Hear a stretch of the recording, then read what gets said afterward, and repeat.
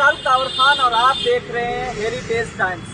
अभी हम हैं रांची में और मेरे पीछे एक मज़ार है, एक कब्र है जो कि है आधुनिक बिहार के निर्माता सर अली इमाम का। चलिए आपको अंदर ले चलते हैं और दिखाते हैं वो कब्र अभी किस हालत में है और थोड़ा सा सर अली इमाम के बारे में आपको बताते हैं।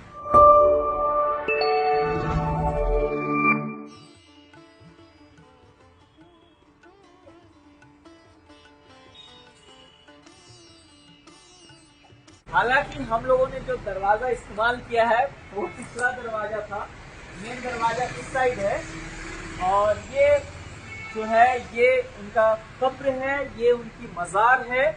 और कहा जाता है कि जिस दिन उनको ये महसूस हुआ था कि अब उनका वक्त हो चला है तो उन्होंने अपने बेटे को बुलाया और अपने बगीचे में आए, घर के बगीचे में आए जो कि यही जगह था। यहाँ छड़ी से उन्होंने निशान बनाया और कहा कि मुझे उस जगह पे ही दफनाना है जहां मैंने निशान बनाया है।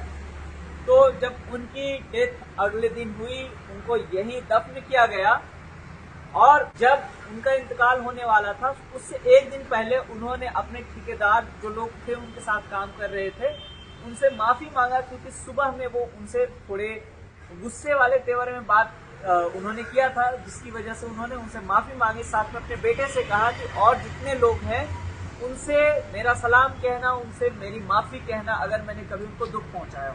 सर अली इमाम जो है ये आधुनिक बिहार के निर्माता कहे गए हैं डॉक्टर राजेंद्र प्रसाद के द्वारा, जो कि पहले राष्ट्रपति हैं हमारे।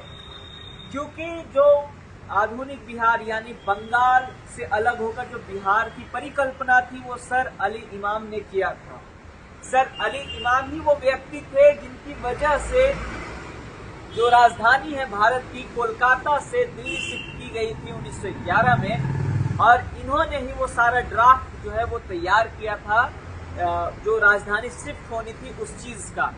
तो ये जो है एक नाम है, एक बहुत बड़ी शख्सियत है पूरे बिहार के।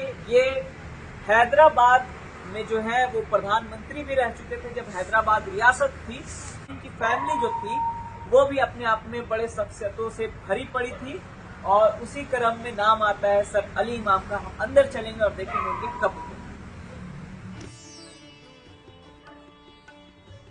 हालांकि गुंजाइश कम है कि खुदा मिले पर मिल गया। जैसा कि देख सकते हैं सामने एक कतबा लगा पड़ा है जिसपे लिखा हुआ है this monument was erected and. तो इस पे एक कतबा लगा पड़ा है, ऊपर पत्थर है जिसपे ये लिखा है कि ये सैयद अली इमाम की कब्र है।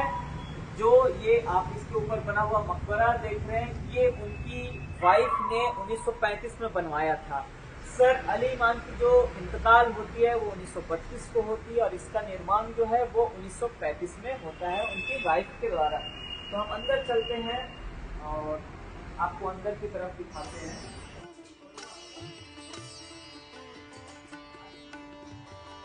तो ये जो है ये कब्र है सर अली इमाम की। और इनका जन्म जो है नेवरा एक गाँव है पटना में और वहाँ इनका जन्म हुआ था। ये यहाँ पे लिखा हुआ है, जैसा कि आपको हम दिखा सकते हैं। अगर हम कहें हमारे कैमरामैन को आप आइए और इस चीज को दिखाइए। तो इस बारे में लिखा है कि इनका जन्म 2 फरवरी 1869 को हुआ था। ये बाढ़ सा लिखा हुआ है फॉल्ट।